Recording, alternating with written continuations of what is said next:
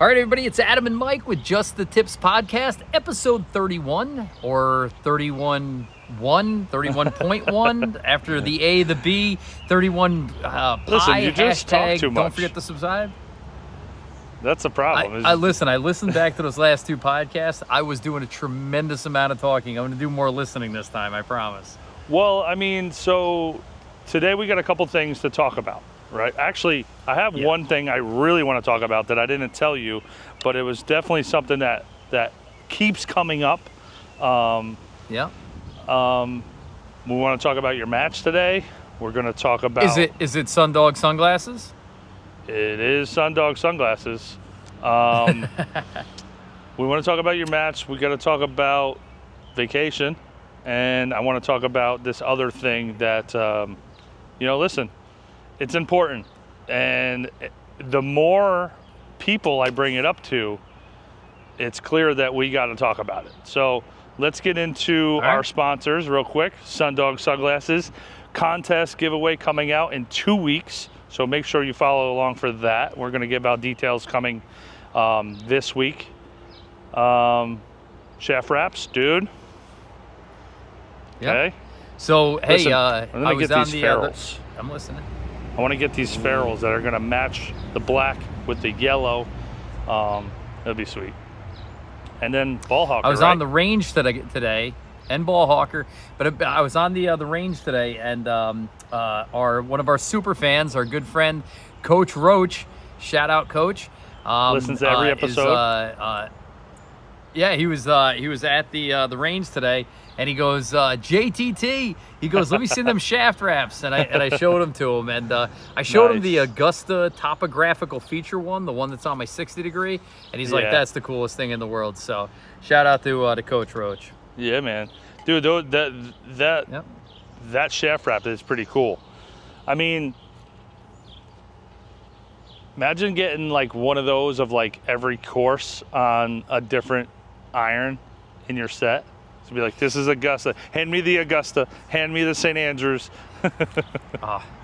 You're gonna make me talk about my least favorite golfer in Bryson.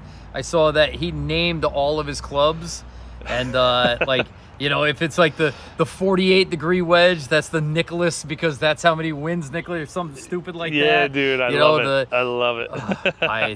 Dude, he's ridiculous. He's awesome, and you know it. So, you will come around. I think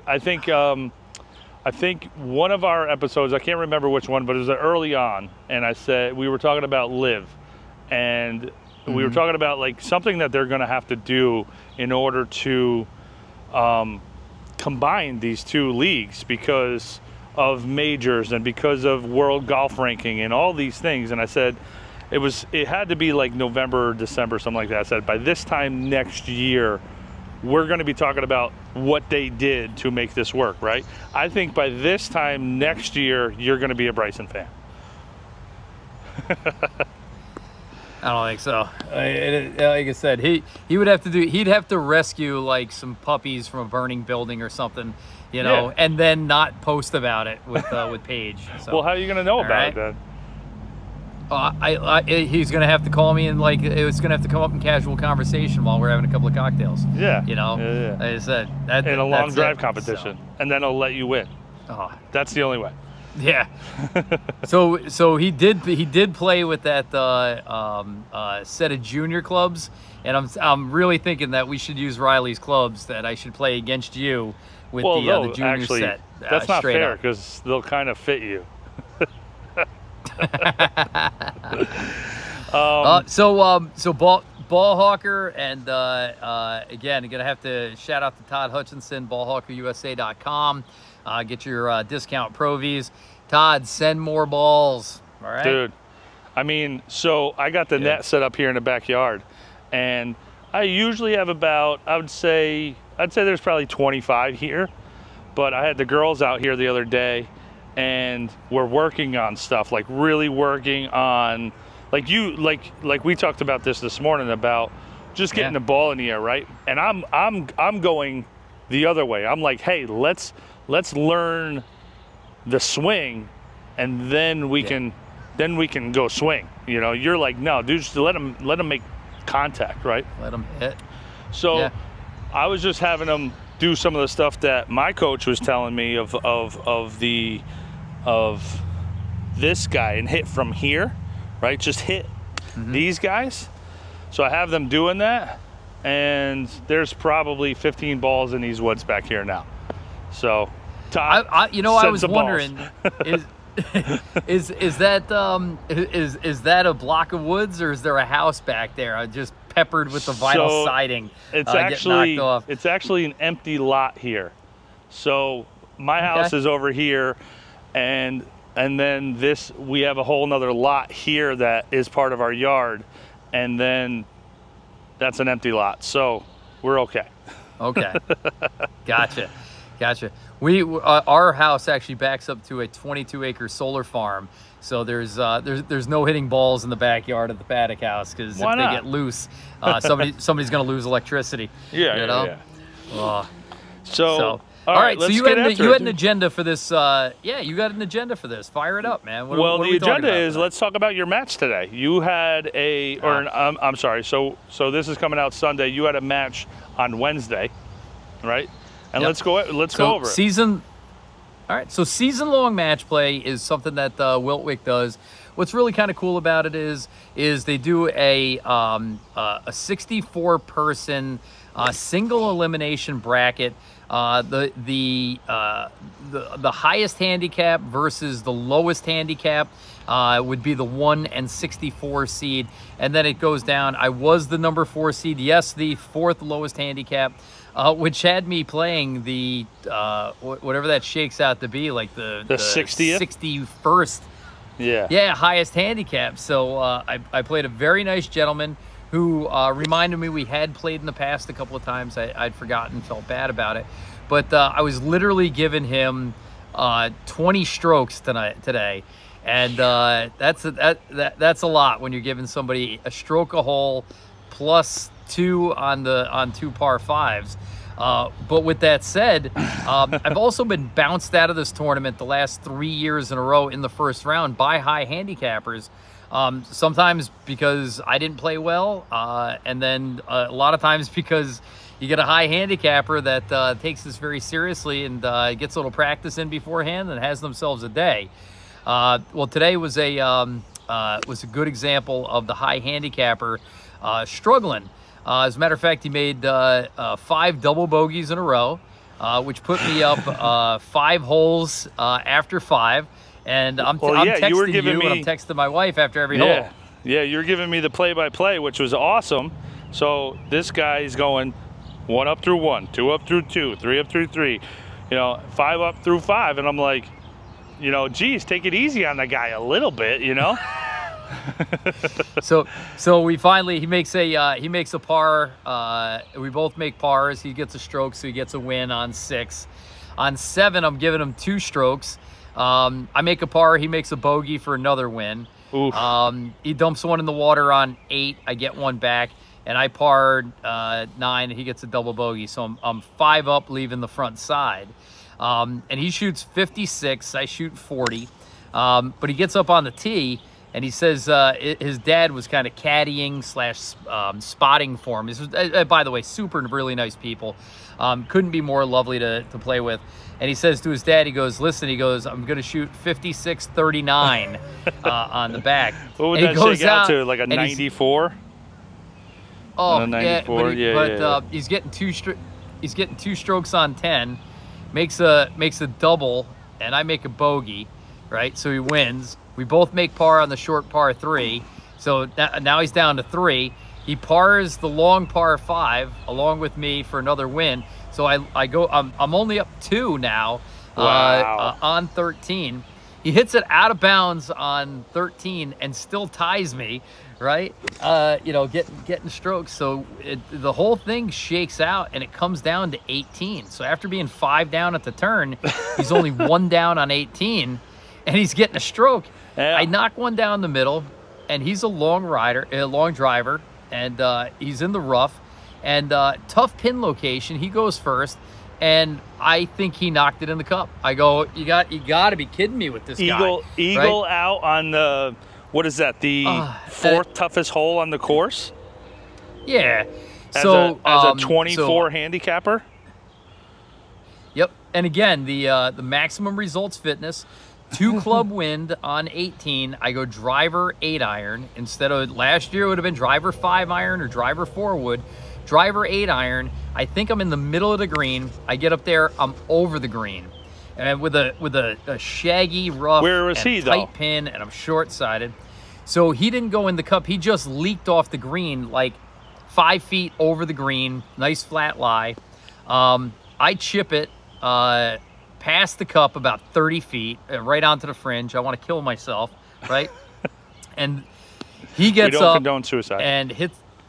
No. We get up, and he takes his chip, and he chips under the ball. I've never seen this in competition before, but he takes a full swing, and the ball stays. Now he's 5 feet off the fringe, by the way, and he takes a swing, and the ball stays right in the divot of the grass that was left. Right? Yeah. And he's sitting there, and he's like in disbelief, and I'm in disbelief. So he chips his next shot on. Right, so on 4, on and 4, putting for 5. He's got like 10 feet. I have 30 plus feet, and I wrap that thing right in the back of the cup for par.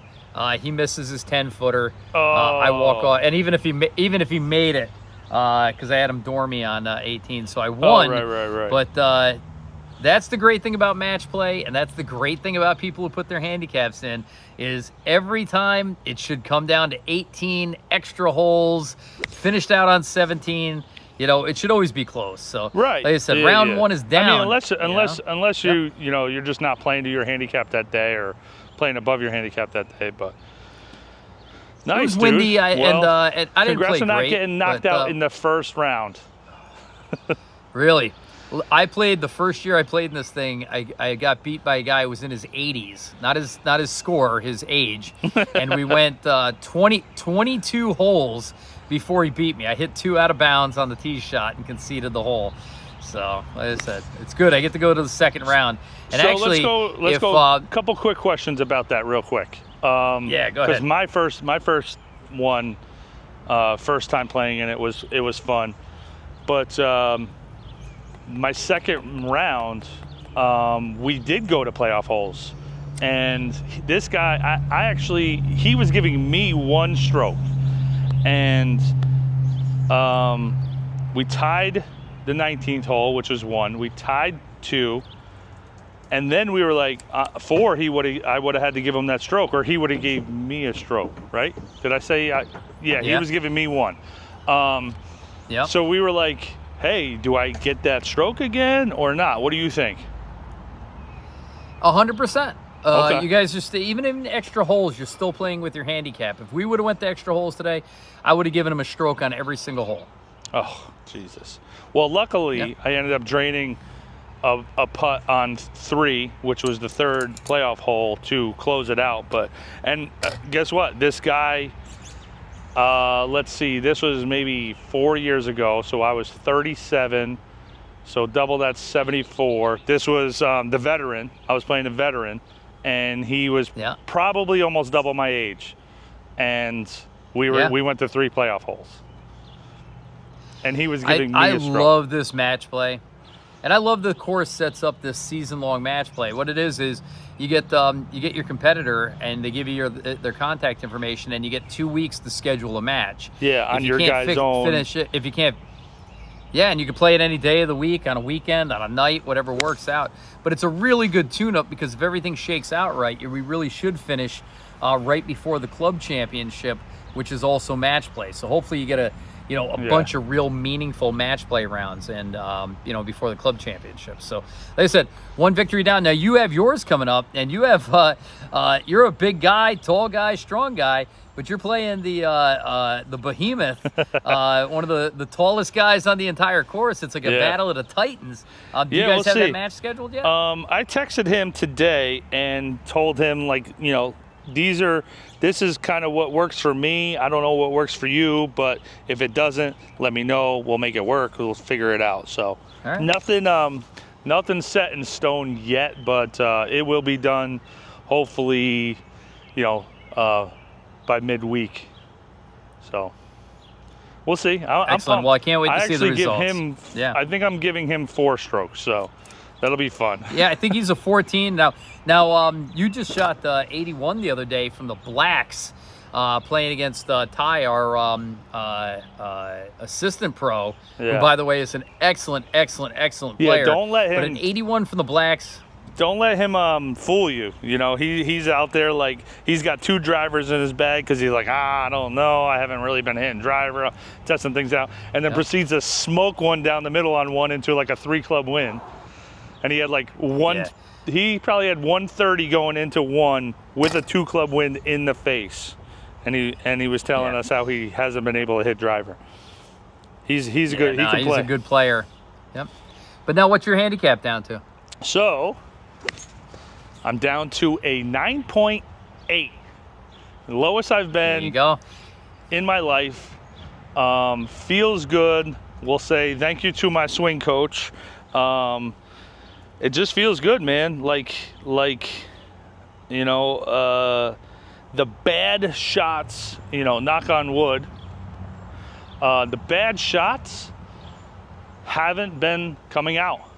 And it feels nice. So the other day when we were on 15, I hit a good drive. We were 3-club wind in the face then. I had 200 going in. I didn't want to mess with that water, so I was going to punch a 4-iron up there. I caught it a little heavy. It was a crappy lie. It wasn't really, you know, whatever. But I had 80 yards going in with, you know, 3 clubs of wind in the face. I took a little 7-iron and I said, I want to hit this 100 yards left, and I want to be a little left of the flag. And I just did one of these guys. I was here, I did this, and I just went like that. And this thing, dude, I thought I was going in. I loved that shot. It felt so good. It is exactly what I was trying to do. It's everything I've been working on here, so it was kind of nice to implement it out there on the course. So it was good. So yeah, I'm down to a 9.8 now, which really feels really good. That's awesome, man. Congratulations. So, but if this comes out on Sunday is July 6th. Happy Independence Day, everybody. Hopefully everybody still got their fingers. But that puts us like, 20 days away from our Myrtle Beach trip, right? Yep. And everything's pretty much set in stone. We just gotta get that reciprocal set. We're waiting on. See, it needs to be there. Like, I feel like this is pressed forward, but it really needs to be there. Oh man, that feels so good. So I talked to Puddles, caddy down at the Ocean Course. We're set for that Monday. Yeah, Puddles. Yeah, we're set for that Monday, so that's going to be right. good. We have Tot Hill Farm that Sunday that we're driving down. So we got 27, 28. 28th is going to be Tot Hill Farm.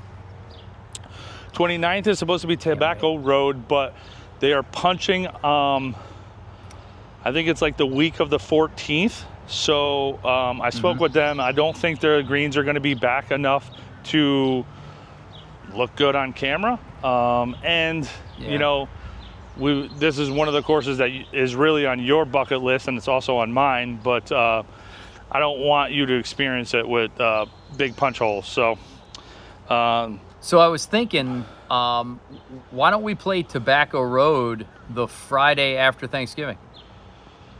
Okay. Twist my arm. Isn't that it? Exactly. Yeah. So we leave. So we don't have to drive all the way to Myrtle, right? Yeah. We could just drive down, and then Friday play Tobacco Dude, Road. we don't even have to go to Myrtle. We can just go to Tobacco and Tot Hill and Pinehurst and. It's not a and Pine. I like the way you're thinking. I just threw that out there. So I like it. So then, but Tot Hill is starting to get some real heat. Tot Hill, this is becoming one of these courses that people have to play. Tot Hill is going to be in the top 25 courses on the East Coast within a year. And I almost feel bad because the way I was describing it to you, because you're not into the social media as much as I am. The way I was describing it to you was like Tobacco Road's like little sister course. Yep. I feel I apologize because I don't feel that way anymore. I think it might be its big brother. It might be its illegitimate step cousin. It might be, dude, because I think this course has got some teeth to it. It's a Mike Strantz design, just like Tobacco Road, just like Caledonia and True Blue, Bulls Bay. Dude, looking at it, because there hasn't been a lot of footage of it because they had some trouble with their greens a few years ago. So there hasn't been much flyover stuff or anything like that. They just sunk a bunch of money into it, I believe 2 years ago, and shut it down for a year to like let it come back. And wow, it is serious, bro. Rocks everywhere. There's this actually, you know what? I'm not even going to give it away. I'm not even going to say anything. You're going to get there. You're going to love it. I'm not going to tell any of the viewers yet. Many people think that it's going to be the best courses. All right, cool. So that's Sunday. So we go down on Saturday. We drive all day Saturday. Some nice dinner. The girls and the kids go into town, into Greensboro or some other town for the day. Yeah. We go down. We play Tobacco Road. No, we go back out for a nice dinner. Tot Hill, rather. Yeah. On Monday, we finish our drive down to Myrtle. My wife is playing in a 3-day Ulster County Women's Championship on Friday, Saturday, Sunday. Then Monday, she's flying down. I pick her up at the airport in Myrtle Beach. Mm-hmm. The house is ready at 4 o'clock, which gives us plenty of time for Cracker Barrel, a Myrtle Beach staple, right? Yep. We got to bring the kids back to the Gay Dolphin, right? Yep. Have a beer on the pier, and then down. Now, hey, it's funny because we're not really a travel channel, but you've made a couple of outstanding travel vlogs of some of our other trips. You booked this beach house, but you said if you were to do it again, you'd do it a little bit different. Can you explain to our listeners, like, the process and Jesus, the move you got now? So we did. I just did Verbo, right? Like I was looking at an Airbnb, and I'm a big Airbnb guy. Yeah. We were kind of waiting on solidifying everyone who's going, when we're going, how many rooms we needed, all that. And as I'm watching Airbnb, the thing's just skyrocketing, and every week goes by this price. So I'm like, let me go on Verbo. So I do Verbo, and I'm like, listen, I need an answer from everybody. Boom, got it, booked it. Well, I get this email back, and it's from Vacasa. And they're like, thank you for booking our house through Verbo. And I'm like, but why is it Vacasa? So I'm like kind of like looking at this thing.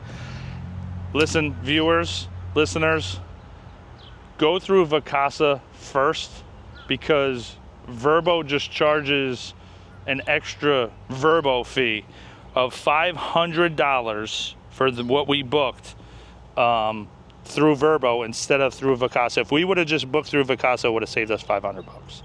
Basically, long story short. So what's Vacasa? Ooh. I've never heard of them before. I think are they an Airbnb Verbo? Are they a third party?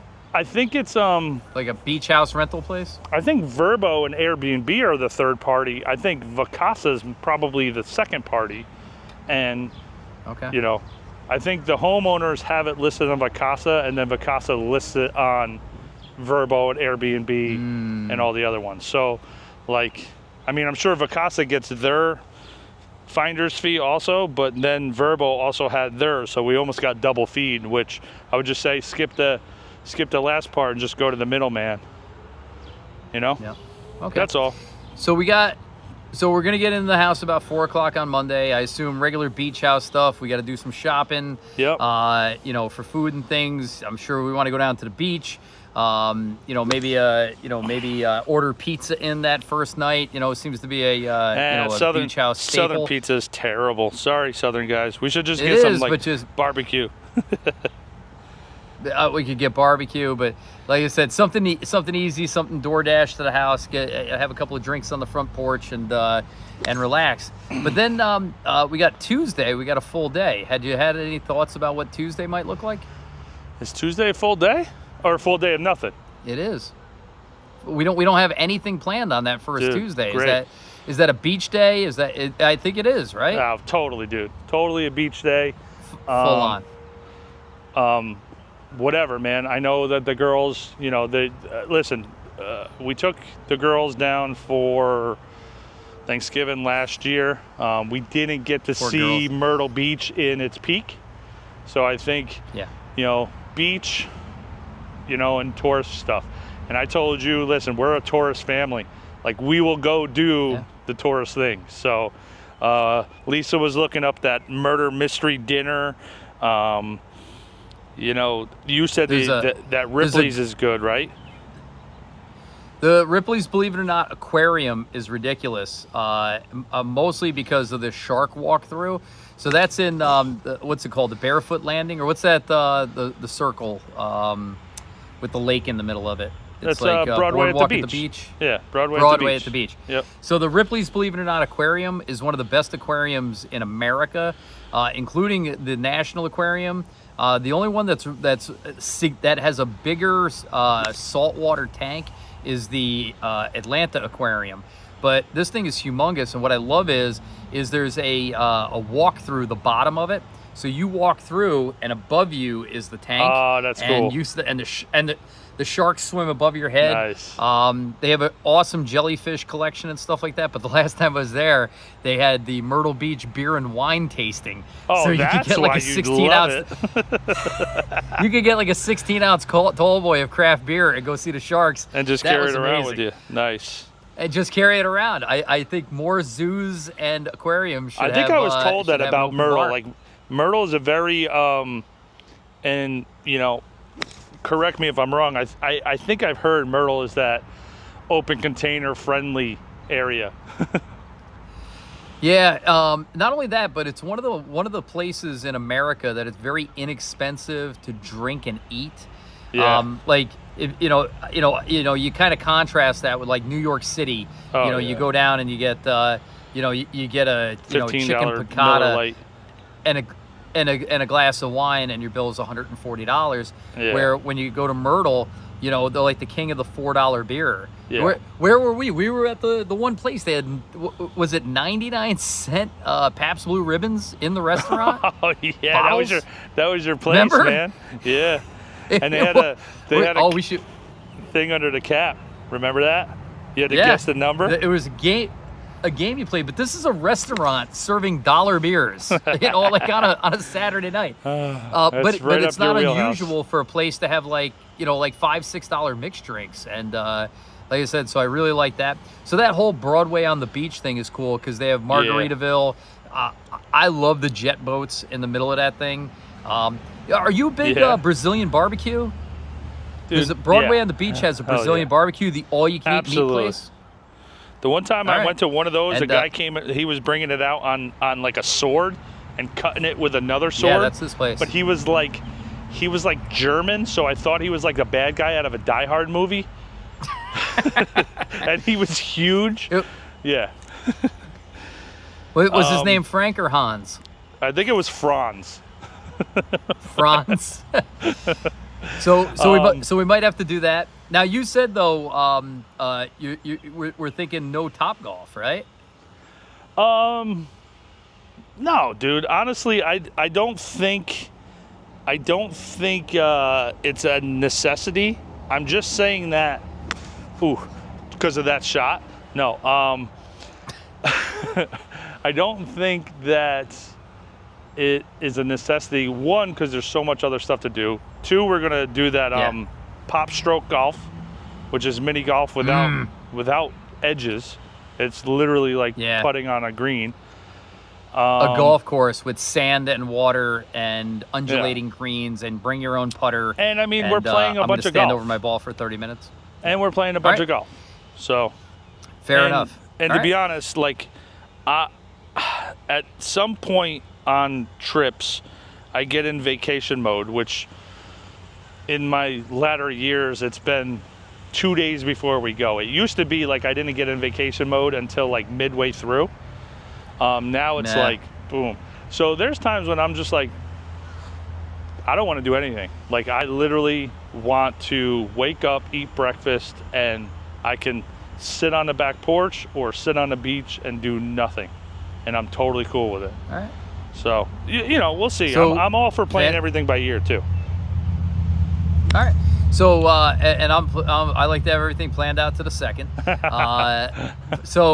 But Wednesday becomes a major day in this this thing. And now I haven't been to Myrtle in the summertime. I'm expecting it to be 175 degrees. Yeah, give or take. I'm okay with it, though. Okay. But we Plus, did. you'll be sunburned by then. Our very good partners at True Blue in Caledonia have once again extended to the Just the Tips family the opportunity to come down and film for an entire day. 36 holes, starting at 7:10 in the morning. Question: we're playing True Blue first. Are we doing Finn scooters at True Blue? We have to, dude. I'm buying a Finn scooter for the week. Can we, dude? They have the golf cart rental places down there. I wonder if there's a Finn scooter rental, dude. I think where you could get it for the whole week. Dude, we should call Finn and just be like, hey, send us down too, because it's how I want to get around. I just don't want to get a DUI on one of them. There you go. But yeah, you'll have to sit on the handlebars while Riley drives it. Yeah, there you go. I definitely want to get Finn scooters as much as we can. Okay. I think it's a no-brainer, to be honest, dude. Finn scooters at every course, all the time. You know, no question. Those things are amazing. So they're awesome. So it's breakfast before we leave, warm up at True Blue, 18 holes at True Blue, lunch at Caledonia at their snack shack, 18 holes, soup, tilapia chowder on the turn, and then dinner on the back porch as the sun goes down. Yeah, man. Yep. And filming the whole time. It's gonna be a great day. One of the best days of 2024 is going to be that Wednesday. I'm looking forward to it more than you can possibly know. So Caledonia True Blue all day. So we'll probably get in trouble that day. So it doesn't matter. Doesn't matter. Yep. Thursday, nothing. But we were saying though that that might be a good day that there's a water park that has a beer garden in it, and we were saying that might be a good day to send the girls to the water park. Or, you know, again, it's vacation day, the hangout or, all good. And there's a lot of, like, down where we are, because we're going to be south of Myrtle Beach, there's, like, a lot of thrift stores. And, by the way, the thrift stores in Myrtle Beach, if you want $5 golf shirts that last year cost $150, there is 1,000 of them. 1,000 of them. You could have any last year's golf shirt for $5 in Myrtle Beach.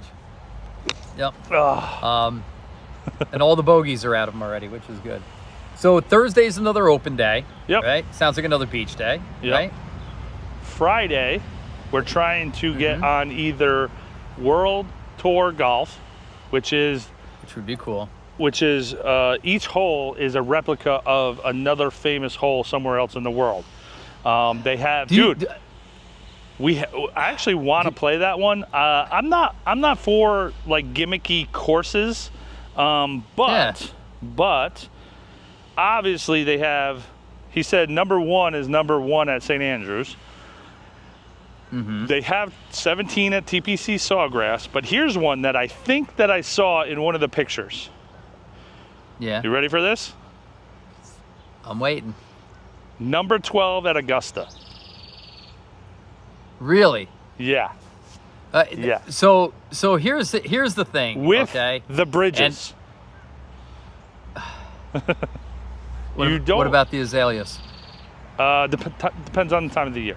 Or imagine they just have like fake ones year round. They're made of plastic. Well, and here's my concern, and because I'm back and forth on this. I'm half really excited about it, and then half like, is that it's going to be really cool to play some of these iconic holes to the yardage from the tees, with the shapes and the vast majority of the undulations. And then the other part of me is like, but is it really?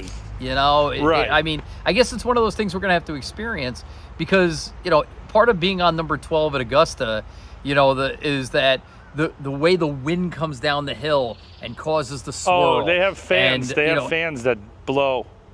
No, I'm kidding. Get out of here. They do not.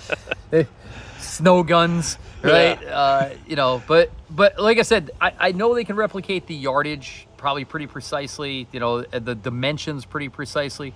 But when it comes to the subtleties of the undulation, the feeling of the environment, the way the wind, the sun, the trees not only react, that, like the color too, right? Like for me, the color.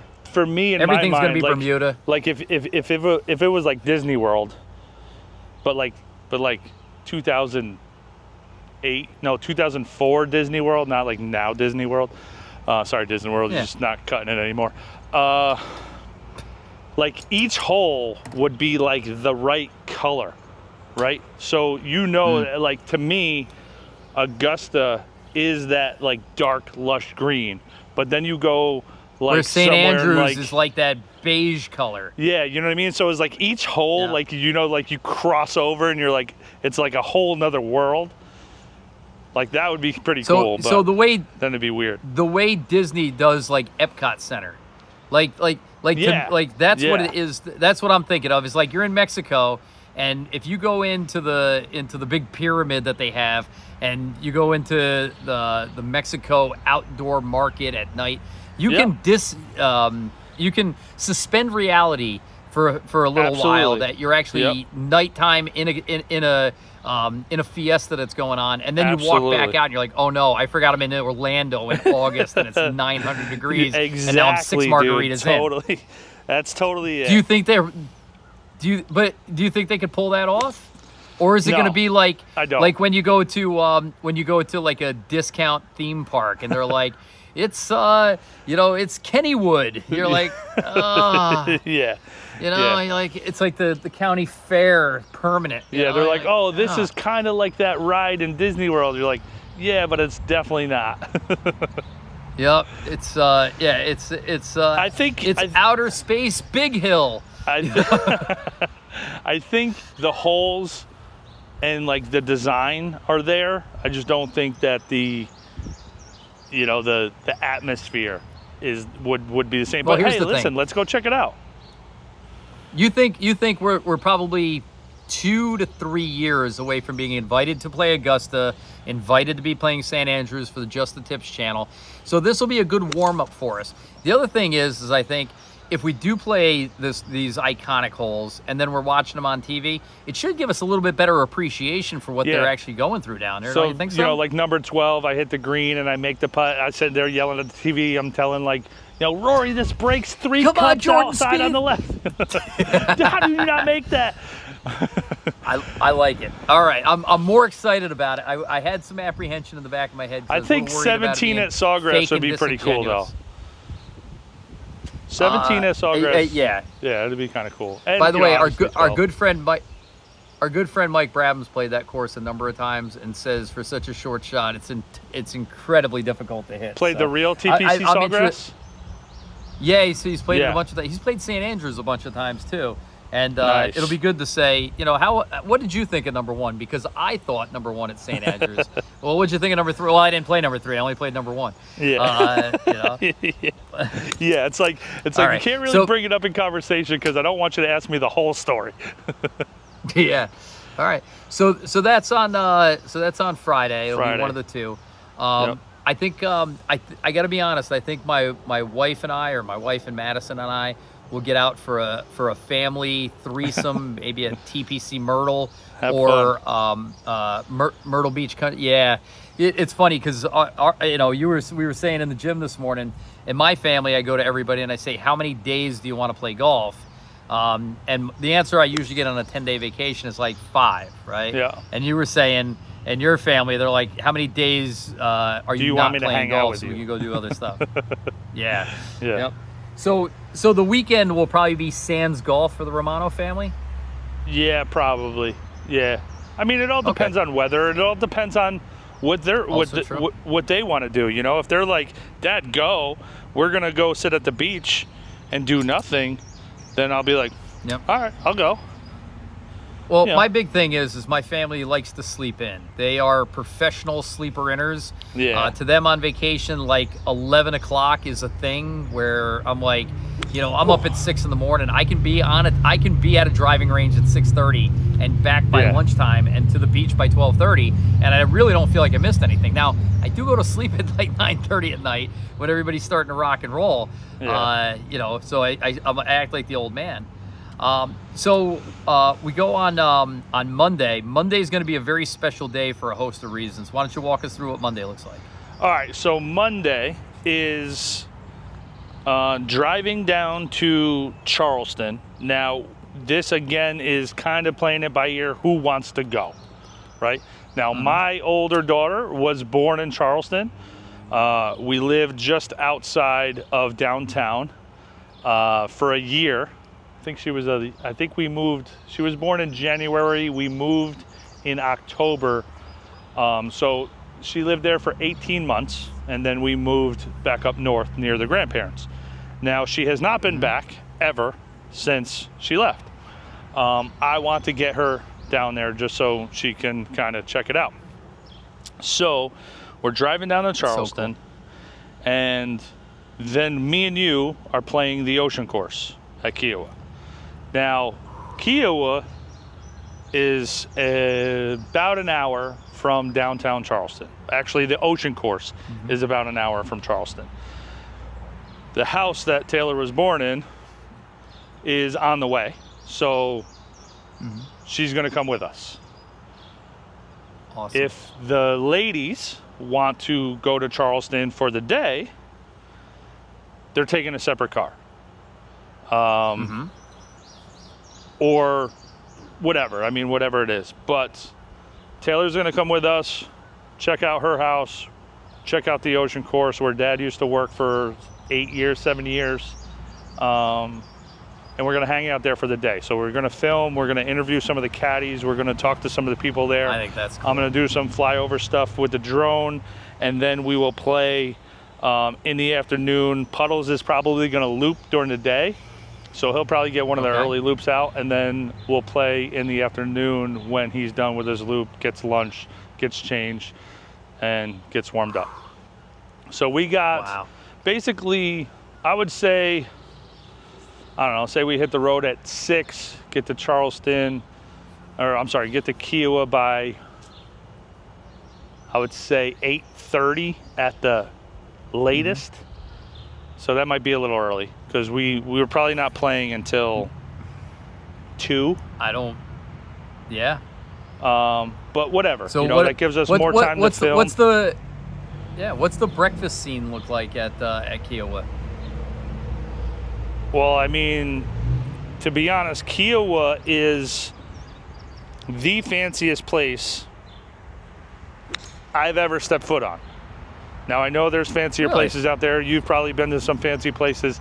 Kiowa is the fanciest place I've ever been to. So some sort of egg thing, I bet there's some, egg with gold flakes on it, or, a Benedict with a Béarnaise sauce? Yeah, but with gold flakes in it. Really? Yeah, it's the fanciest place I've ever seen. Like they have a formal dining room. Now, is this members only? Is this a big? I know you can spend like $650 and go there for the day. So Kiowa, is like the places we're going, like member access. So Kiowa is weird. It's kind of like this. It's a town, but it's an island that juts out into the ocean, just like Long Island, right? But it's smaller, obviously. Okay. And the whole island is Kiowa. Now, Kiowa Island Resort encompasses the island, but there's also houses on the island, and there's 2 private courses that are owned by the town of Kiowa. Now, don't quote me on this because I don't know how all of it works, but there's 2 private courses that are not part of Kiawah Island Resort. There's a hotel, and then there's 5 public courses that are part of the resort, and then there's obviously other things that, you know, there's a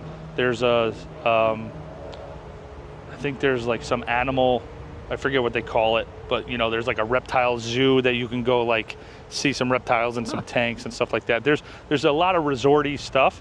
There's some camps, there's soccer fields and stuff like that. That's all part of the resort. There's 5 public courses that are part of the resort.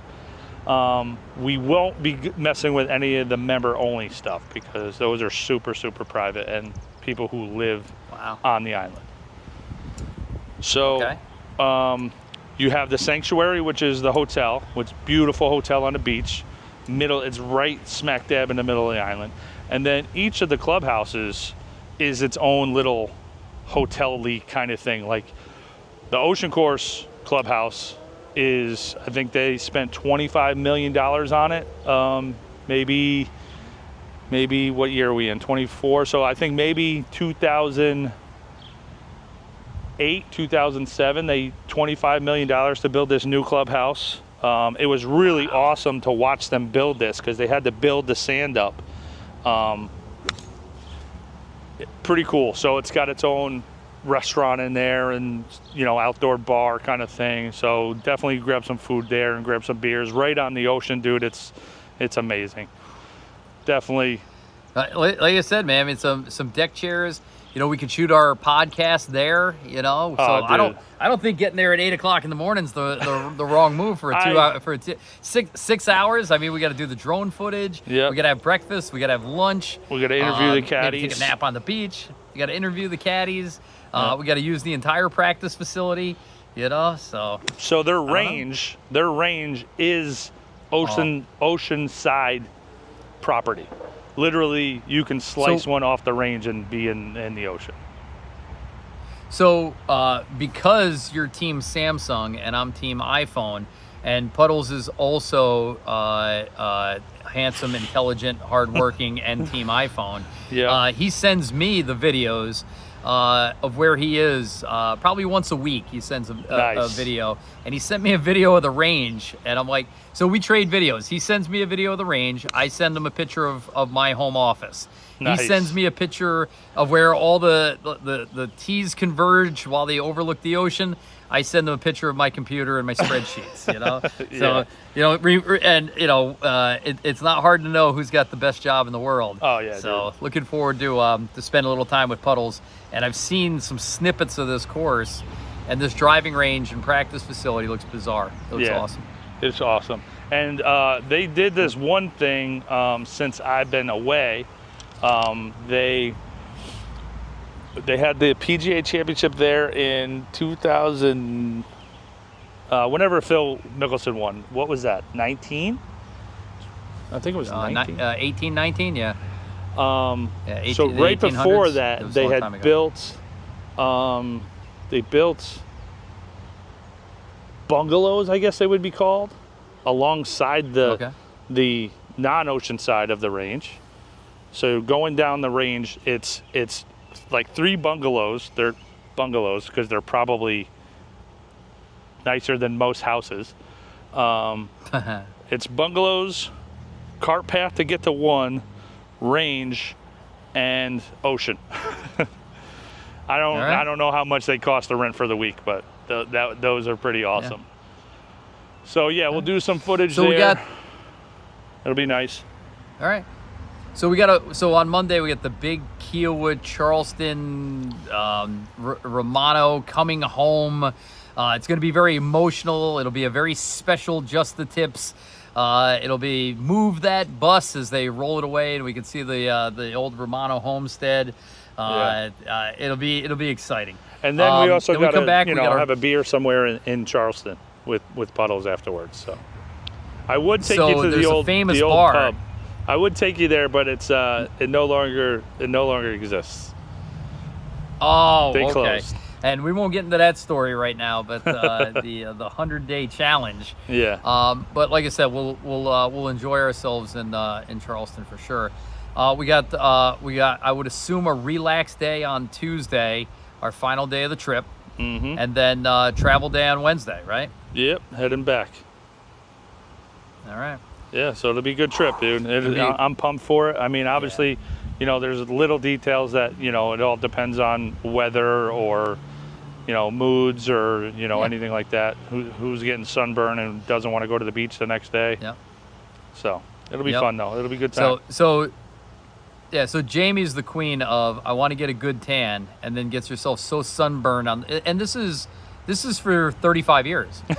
Gets herself so sunburned she can't enjoy the rest of the vacation. And I'm like, stop it. We're here the entire time. And then Madison always gets sunburned underneath her eyes. She'll wear the biggest hat, the sunscreen, the zinc, whatever reason she gets it here. Me, after one day in the sun, I don't even do sunscreen anymore. I'm impervious to the sun. Yes. So I usually get a little cooked on the first one. I'll take the next day off, and then I am, I'm tan. I'm Italian. The Italian comes out. I'll warn you that I do like to tan the upper thigh area. So I roll the shorts up, where get them a little high, try and even out the golfer's tan. I'm okay with that. So just be warned. Yeah. We warned. Okay. Upper thigh gonna be shining on the beach. All right. Good. Just strengthen those quads before we get down there. Yeah. Yep. Dude. I'm pumped. It's going to be it's a long vacation, which is awesome. I mean, normally, like the last few years, I've been doing like 8 to 10 day vacations, but we're adding in that extra weekend before because no softball. So we're getting a sweet vacation out of this, dude. It's listen, gonna be a blast. Last thing I want to talk about. I don't know where we're at for time here. Ooh, all right, we're about under 50 an hour. minutes in, so we're it's a big one. Yep. Yeah, but that's okay. Listen. Yeah. Hazards. I can't tell you how many people I've had to explain on red stakes, yellow stakes, white stakes, all of these things about where to drop, how to drop, when to drop. And again,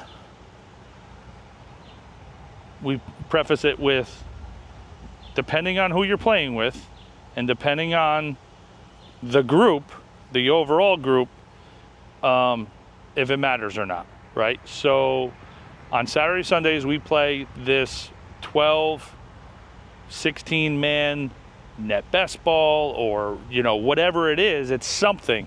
So that little lateral drop that you took could affect something else in another group. So learning these rules, and these are rules, this isn't etiquette, by the way. These are rules of learning when to take your two clubs, how many strokes to take, what line to drop back on. All these things are super important, and I want to come out with some videos about that in this coming week. So that's some of the stuff that we're going to come out with in the tips or the etiquette or things like that are how to take these drops. I'll give you a good example. It's funny because we were playing with a professional golfer the other day. He's new to the profession, but we were talking the difference between red and yellow stakes, and they didn't have a good handle on it, right? Well, I'm playing in It's not that he didn't. It's that sometimes things are marked a certain way in one place and not in another. And that's a lot of courses, right? Like, so number 9 at our course really should have some yellow stakes up around the green. But they're red because then it's lateral. But they really should be yellow on the other side of the hazard, on the green side of the hazard. So when when you do that and you hit in there, you kind of almost think, especially because he's new to our course, that maybe his last course, that's a yellow hazard. But then he looks up and he's like, it's red. Where do I drop? Like, you know what I mean? Like, so that's kind of what it was. But it's the red and the yellow has been getting some people. Yeah. And then, again, white and stroke and distance, the amount of club links, where to drop from. I think we got a lot of work to do here, for our folks, setting this up right. So expect a bunch of Tuesday tips, expect a bunch of reels, and probably a full episode dedicated to We'll make it like a game show. It'll be called "What's My Steak?" And you pull out a red steak. What's my drop? And there's stuff through. Where's my drop? Yeah. There it is. Yeah, we'll spin. We'll have a big wheel. We'll spin it. That's it. And you'll get 3 people there. Julia's a 37 handicap from Idaho. It's like you a just hit it dating into game. a yellow hazard. Exactly. In match play, you hit it into a yellow hazard. Where do you take the drop? I love it. I love it. So here's what really kind of brought it up to me, and I had to get super technical with it because our good friend Luke was playing in a Tuesday night league. Now, yep. In league, you're obviously playing against the other twosome in your group, but you're also playing against all the people in the league, right? So this gentleman, he said, was on one hole. He hooked it over to another hole, and then he went to punch back into this hole and went through the fairway and into the water hazard. Now it's a red stake, so he thought that he could drop on the line that it entered on. So obviously he's coming from one fairway across this fairway and into another. The line he entered in on went straight across the middle of the fairway. So he was like, well, I can just come back on this line and drop in the middle of the fairway and have an even shot. And that's not the rule. And that's what we're going to start discussing, and obviously more examples of that, of what to do, where to do. And here's the deal. Luke obviously was like, all right, dude, whatever. But you're also playing against the entire field. So it's not whatever. Exactly. Well, listen, I'm looking forward to that because in Luke's mind, he's like, oh, well, I'm already going to beat this guy, so it doesn't matter in that match, but you're playing the whole field. So yes. Go ahead. Yeah. So and there is some nuance to it. Sometimes it's not as cut and dry, or you end up in some unique situations. But if you know the rule of the hazards, then you can make some good decisions. And the other thing is that sometimes we penalize ourselves too heavily when we go into a hazard. The guy I played against today hit it in the water on 8, and between where he went in, there was a sand trap, so he couldn't take the 2 full club lengths, but he could take line of sight. It would have put him back probably 50 yards, but again, he didn't have a shot. He didn't have a That wasn't even flat grass. There was nothing there. It was like dry. He had to place it because it would have rolled back. If he would have just went back, Yeah. Yep, but he didn't know in match play. Again, you can't ask your opponent for advice. You can't say, Adam, what's the play here? I have to say, you either have to play 2 balls and ask the pro shop, or play and hope it's right. I can't let you know what the right play is. I'm your opponent. Let's just revert back to this in the reels of this upcoming week, because what we're talking about here is also multi-controversial, just basically what you're saying, and also what the real answer is. Yeah. So we'll work on this in the coming weeks, but big podcast today. Thank our sponsors again. Yep. Again, shout out to Coach Roach. He's a sponsor. And Coach Roach is a super fan. So he's a super fan for sure. Yep. But again, we talked about the match, we talked about the vacation, and upcoming episodes. So it's going to be busy here this summer, JTT. Plus, we're getting now that the Herdigan is over, we're going to start branching out and playing some other courses. Yeah. So hopefully we'll have some of that content. Some the good Swan, golf by course. the way, it's no longer Lazy Swan. Yeah, it's the Swan. The Swan. Swan Country and, Club. We got a special invite by the DeForests. To come out there next week and knock it around with them and check out playing a course match against them. Against 2 legit pros. Are you high? Legit. Are you high? Me? Yeah. Not yet. We are that's playing why a they match make the against handicap Big John DeForest and Andrew DeForest. That's what you agreed to. Yeah, one played on the PGA Tour. Both played on the PGA Tour. One played in the U.S. Open. I'm both excited of them hit about the being a ball single-digit handicap for the first time in my life. Yeah. But thanks. we're gonna play it. We're gonna play this course that was dormant for 4 years, meaning that it was a very popular course. Through I'm sure you can research whatever the story was behind it. But with very minimum upkeep, the course was closed, the clubhouse was closed, and then this summer they resurrected it. And my wife played there the other day in a soft opening and said it's a really lovely course.